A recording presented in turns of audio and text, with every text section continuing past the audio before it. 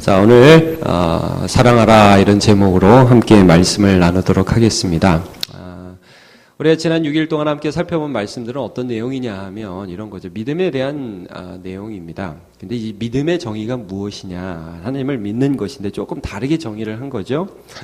우리가 하나님을 믿으면 그것이 과거에는 과거의 모든 것들에 대한 감사로 나타나지만 그냥 이제 그건 반쪽 믿음이고, 우리가 당하는 모든 환경, 또 우리가 맞이할 미래 가운데에서 하나님을 기대하게 한다는 거죠. 하나님을 기대하게 한다는 것입니다.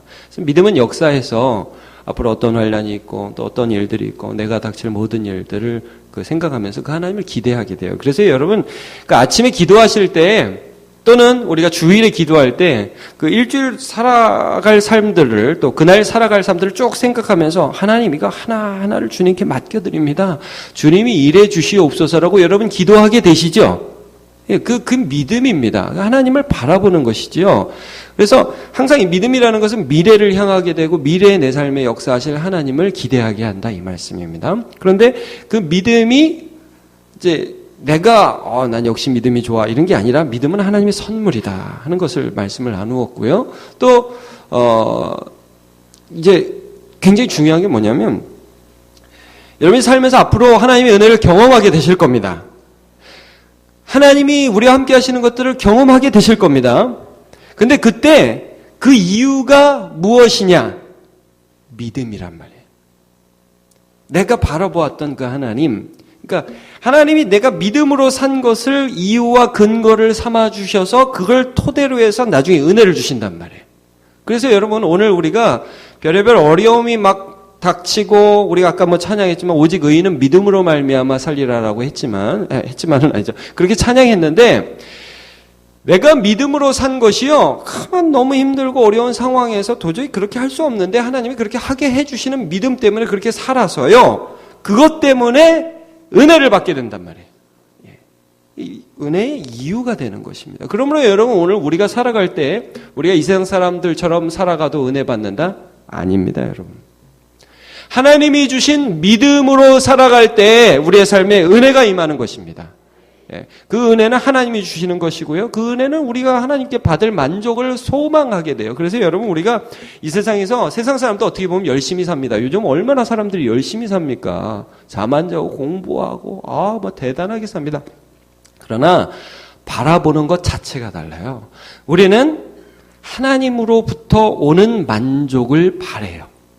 그래서 오늘 본문과 또 오늘 이제 주제와 같이 사랑하는 삶을 살 수 있는 거예요. 믿음으로. 여러분, 믿음은 사랑하라고 우리를 권합니다. 사랑이 뭐죠? 로맨스. 저 오늘 그런 얘기 하려고 나온 거 아닙니다. 사랑은 그녀를 보고 그 오빠를 볼 때, 우리 참 권사님 오빠란 말이 좀 낯설죠. 그죠? 옆에 계신 남편이 오빠라고 하긴 좀 너무 그렇잖아요. 근데 하여튼 이렇게 마음이 뛰는 거, 이제 그런 걸 사랑이라고 오늘 말씀드리는 게 아니라, 오늘 우리가 함께 하는 이 사랑에 대한 것은 뭐냐면 헌신이죠. 남이 잘 되기를 바라는 마음으로 수고하는 거, 이게 사랑 아닙니까? 이게 당장 굉장히 힘들어 보임에도 불구하고 희한하고 참 설명할 수 없는 믿음이 사랑의 수고를 하라고 하고요, 그렇게 할 때에 하나님께서 주시는 만족을 바라본단 말이에요. 그래서 그렇게 살게 되는 것입니다. 여러분, 세상 사람도 열심히 삽니다. 또 우리도 열심히 삽니다. 바라보는 것 자체가 달라요. 그래서 다윗은 뭐라고 고백하느냐면, 나는 여호와의 집에 문지기로 있는 것이 악인의 장막에 거하는 것보다 더 좋다, 그런 말씀을 합니다. 우리 한번 말씀을 보죠. 시편 84편 10절입니다. 같이 한번 읽어보겠습니다. 시작. 주의 궁정에서의 한 날이 다른 곳에서의 첫날보다 나은즉 악인의 장막에 사는 것보다 내 하나님 성전에 문지기로 있는 것이 좋사오니 여호와 하나님은 해요 방패이시라. 여호와께서 은혜와 영화를 주시며 정직하게 행하는 자에게 좋은 것을 아끼지 아니하실 것임이니이다. 아멘. 그러니까 여러분, 악인들의 장막에 딱 편안하게 있고요, 집도 넓고 모든 게 좋은데, 여러분 참 신기한 거, 우리 예수 믿는 사람들은 아무리 모든 조건들이 좋은 곳에 딱 가도 불만족스럽다고요. 내가 이게 아닌데, 내가 이거를 위해서 온 게 아닌데. 여러분, 그러니까 아무리 힘들어도 그곳에 예수 그리스도를 위한 삶이 있으면 하나님이 나의 삶에 그 힘듦과 불편함을 뚫고 주시는 은혜가 있어요. 그게 이걸 바라고 온다는 거예요. 예. 오늘 그래서 오셨잖아요. 여러분 지금 뜨뜻한 아랫목이 그리우십니까? 여기가 더 좋으시죠? 나와 보니까. 하나님의 은혜가 있는 곳을 사모하고 수고를 한다는 말씀입니다. 이것이 이제 하나님의 사람들이 하나님 안에서 바라는 것입니다.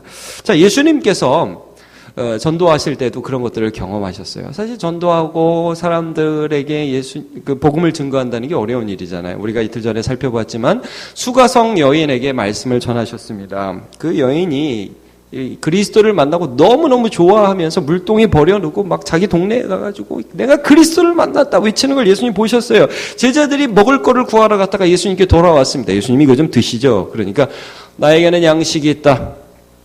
자, 우리 한번 그 구절 읽어볼까요? 요한복음 4장 32절 시작. 이르시되 내게는 너희가 알지 못하는 먹을 양식이 있느니라. 자, 이게 무슨 말이에요? 배부르다 이 말씀이죠. 내가 지금 복음을 전해서 한 여인이 그리스도를 만나게 되니까 내가 참 기분이 좋다. 여러분, 이때 기분이 좋은 것은 누가 주는 기분 좋음인지 아십니까? 그 여자가 주는 기분 좋음일까요? 내가 너무 자랑스러워서 그럴까요? 아니에요. 이건 하늘 아버지가 주시는 기쁨이에요. 예. 여러분, 우리 예수 믿잖아요? 제가 막 여러분 사랑하잖아요? 그럼 물론 여러분도 기쁨을 주세요. 그렇죠? 제가 목사로서 여러분을 사랑하고 섬기면 여러분도 기쁨을 주십니다. 제가 중고등부 애들 보면 너무너무 저는 얘들이 앞에 있으면 참 좋아요. 얘들을 사랑하면 참 좋아요. 근데 얘들이 저한테 기쁨을 어느 정도 줄 수 있겠어요? 이 녀석들이 이러다가 또 배신 때린단 말이에요. 그래가지고 뭐 어때는 이렇게 앞에 나와서 막 주님 사랑한다고 그러다가 또 막 헷갈리고 넘어지고 이상한 짓 하고 막 그런단 말이에요. 얘들은 의지할 대상이 아니에요. 그렇죠? 그러나 여러분 사랑하면 하나님이 기쁨을 주세요. 하나님으로 배불러요. 하나님이 너무 좋아요. 그래가지고 그 기쁨이 다른 어떤 것과 바꿀 수 없기 때문에 여러분 세상 마약보다 예수님 기쁨이 더 끊기 어렵습니다. 아니 더 끊기 어려운 정도가 아니라 못 끊는다는 말이에요. 하나님의 사랑에서 우리를 끊을 수 없느니라. 그러니까요 그 기쁨을 바라면서 막 살아가는 거죠. 그 기쁨을 바라면서 사랑하면서 헌신하면서 살아갈 수밖에 없도록 해주시는 것입니다. 오늘 우리가 시편 126편을 읽었는데요. 5절 6절 한번 같이 읽어보도록 하죠. 시작. 눈물을 흘리며 씨를 뿌리는 자는 기쁨으로 거두리로다. 울며 씨를 뿌리러 나가는 자는 반드시 기쁨으로 그 곡식단을 가지고 돌아오리로다. 네, 여기 보면 씨를 뿌리는데 눈물로 뿌린다. 근데 그때 기쁨으로 거둘 것을 소망하면서 뿌린다. 이제 어떻게 보면 5절 6절 비슷한 말씀인데 이런 말씀을 해주고 계십니다. 좀 이상하죠, 여러분? 혹시 농부 중에서 씨 뿌리면서 눈물 흘리면서 씨 뿌린 사람 보셨어요?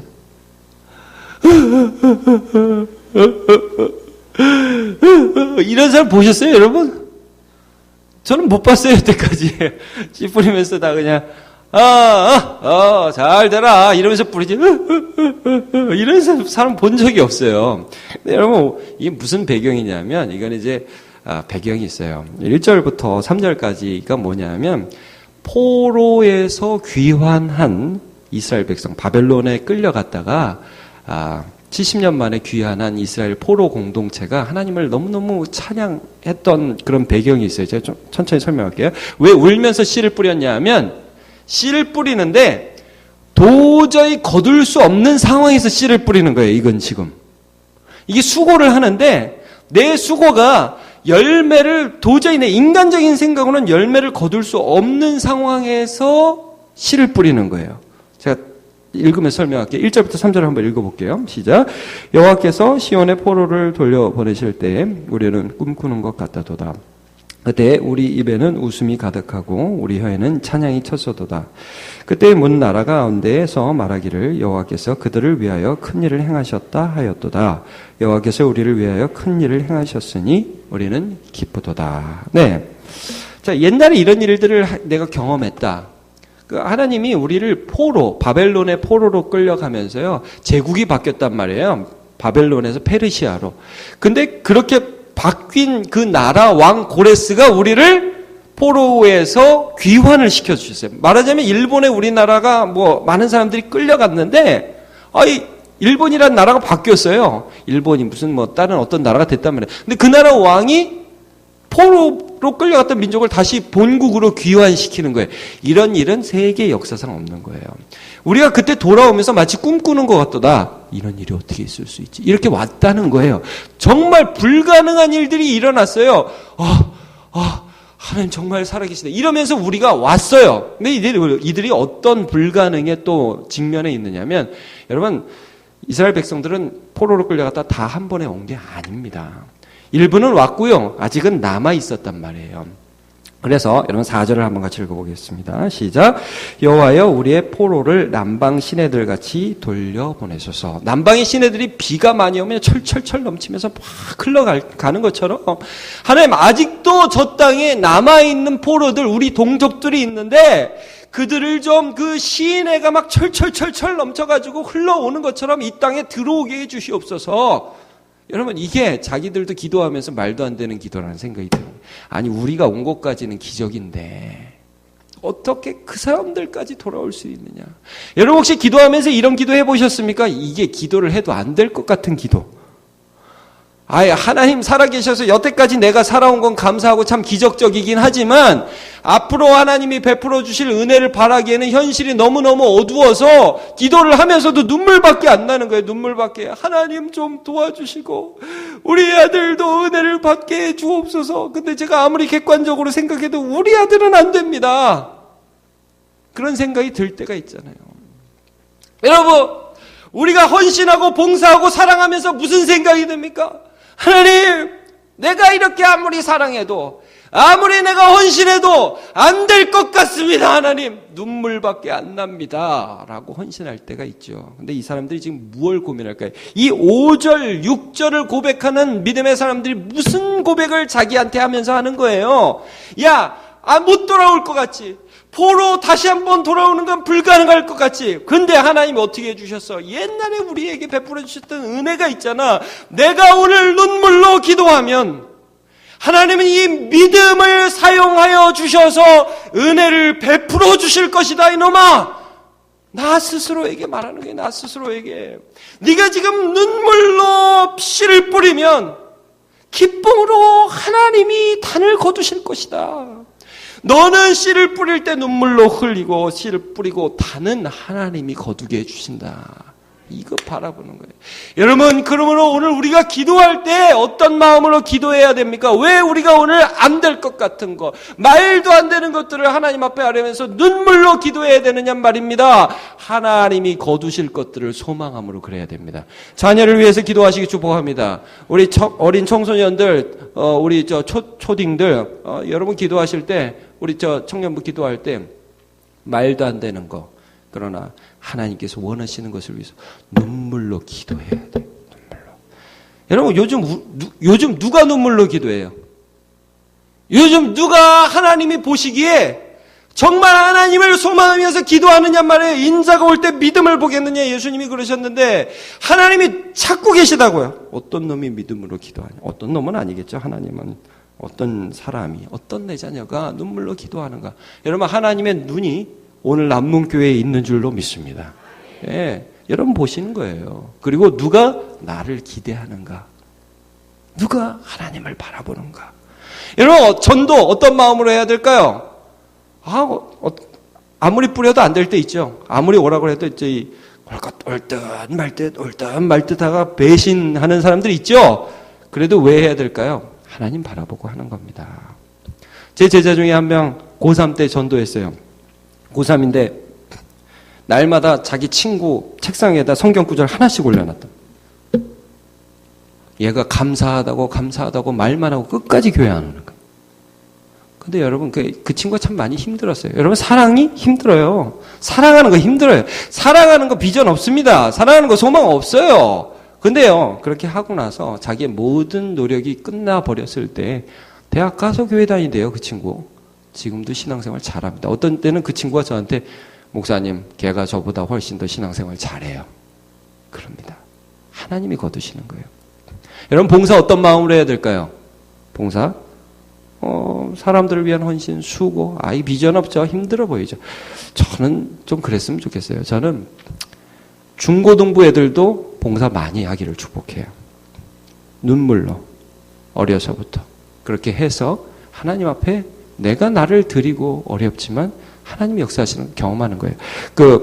오늘 간단하게 어떤 사람 얘기를 하고 싶냐면, 이블린 해리스 브랜드라는 여자가 있습니다. 좀 이름이 어렵죠. 이블린 해리스 브랜드라는 여자는 영국의 귀족 출신의 여인이었고요. 남편 제시 브랜드를 만나가지고 인도의 선교사로 갔던 한 여인이었습니다. 근데 이제 남편이 10년 만에 43세 인도에서 죽습니다. 인도 고산지대 선교사로 가는. 이 여자가 너무너무 실망해서 본국에 돌아왔어요. 영국에. 근데 1년이 지났는데 다시 돌아가지 않고는 견딜 수가 없는 거예요. 왜냐하면 영국은 너무 편한데 인도는 너무 힘들고 영국은 너무 편한데 너무 힘든 쪽으로 가지 않고는 견딜 수가 없는 거예요. 왜냐하면 그 사랑의 수고를 했을 때 하나님 주시는 만족이 너무너무 그리워. 그래가지고 갑니다.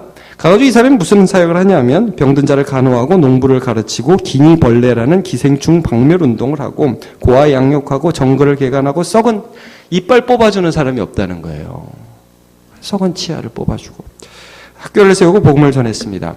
자, 이 여인이 이제 39세쯤에 이제 그 땅에 갔는데 67세가 되어서 인도에서 한번 넘어져가지고 엉덩이를 다치고 팔이 부러지고 말라리아가 재발했습니다. 아들이 유명한 의사예요. 폴이라는 나병 전문 의사였는데 와가지고 어머니, 이제 영국에 있다가 여기까지 온 거예요. 어머니, 이제 은퇴하셔도 됩니다. 선교사로서 67세면 충분히 은퇴하실 수 있습니다. 라고 얘기했어요. 그랬더니 엄마가 이렇게 대답했단 말이에요. 폴, 너도 이곳 고산지대 사람들을 잘 알고 있지 않니? 내가 떠난다면 누가 이 마을 사람들을 돕겠니? 누가 그들의 상처를 치료해주고 누가 그들의 일을 뽑아주고 누가 그들에게 예수님에 대해 가르쳐주겠니? 누군가 내 자리를 대신할 사람이 온다면 그때 은퇴하마. 하나님이 나를 필요로 하는 곳에서 사용되지 않는다면 내가 이 늙은 육신을 보존할 이유가 어디 있겠니? 하고 그 자리를 지켰습니다. 이 여인이 1974년에 죽었는데 그때 나이가 95세였습니다. 그래서 39에 가가지고 45년 동안 인도에서 사역을 하다가 죽게 됩니다. 근데 이 여인이 말년에 그렇게 아름답게, 이 말년 20년은요, 자기 집에 거울을 없앴대요. 이 여인이. 그래서 나는 내 얼굴 보며 살아가는 사람이 아니라 사명을 위해서 살아가는 사람이다. 스스로 결심을 했답니다. 근데 그렇게 아름답게 살아갔대요. 여러분, 저는 여러분이 다 인도가라고 말씀하는 거 아닙니다. 그렇게 할 수도 없고, 그렇게 성경이 되는 것도 아니에요. 그러나, 여러분, 인도에 있든 한국에 있든 교회에 있든 집에 있든 어디에 있든 사랑하면서 사십시오. 헌신하면서 사십시오. 여러분 눈물 흘리는 거요. 세상에서 보기에 어리석어 보이는 헌신을 하는 거 여러분 세상 사람들이 조롱할걸요. 바보라고 그럴걸요. 너 쪼다라고. 요즘 세상에 너같이 사는 사람이 어디 있느냐고 얘기할걸요. 오늘 특세 나온 것만 해도 여러분 조롱받기에 충분하십니다. 뭐 하는 짓이냐? 토요일날 새벽에 이렇게 일찍 일어나고 난리다 진짜. 근데 여러분 거기에 기쁨이 있다는 거예요. 거기에 소망이 있고 거기에 만족이 있다는 거예요. 우리는 다른 것을 향해서 살아가는 사람이 아니라는 거예요. 이거 한번 맛보면요. 세상에서 우리를 끌어내도 다시 이 자리로 와요. 그리고 하나님이 우리를 그 자리에서 만나주신다는 거예요. 여러분 그리스도 안에서는 할래나 무할래나 아무것도 아니로되 오직 사랑으로 역사하는 믿음뿐이니라. 그러므로 여러분 오늘도 우리가 이 자리에 나와서 오늘 특세 마지막 날인데 기도하는데요. 눈물을 흘리면서 기도하시고 눈물을 흘리면서 사랑하시고 눈물을 흘리면서 전도하시고 또 우리의 상황 가운데 여러분 자신도 사랑하세요. 내 상황 가운데 눈물밖에 안 나오고 이 기도가 안 나오는 기도 제목이 있다면 기도가 안 나오는 기도 제목이 있어요. 여러분 그게 진짜 기도 제목이란 말이에요. 이거 해서 되겠나 이거 하나님이 아무리 하나님이라도 이거 되겠나? 그 기도하시란 말이에요. 그리고 하나님이 그 기도를 들으셨다는 것을 여러분의 삶 속에서 우리의 삶 속에서 반드시 보여주실 것입니다.